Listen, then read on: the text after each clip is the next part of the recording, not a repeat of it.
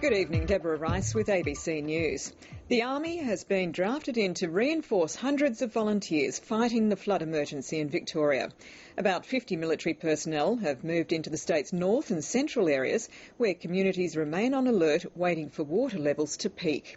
But as Emma O'Sullivan reports, it's the towns of Euroa and Benalla where the floods have hit the hardest so far.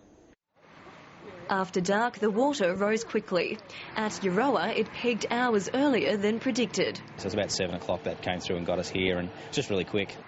The State Emergency Service advised about 100 households to evacuate.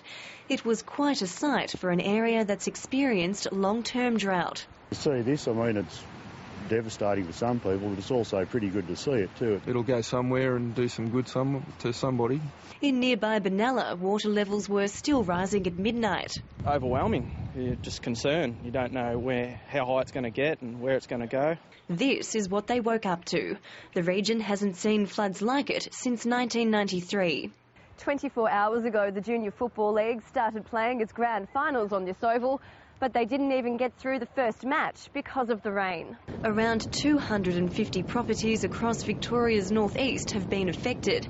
In most cases, the water stopped mercifully short of intruding inside homes. It was a sleepless night for Helen and Noel Bannerman as they watched the river swallow their backyard. From 5:30 until 7:30, it had moved nearly 2 metres. 8 o'clock, it was up to that. And then it just kept rising. And I went to bed about 4 o'clock this morning and it had stopped rising then. While the water is now receding here, it's predicted it'll rise in other areas across the state over the next 2 days. Emma O'Sullivan, ABC News, Benalla.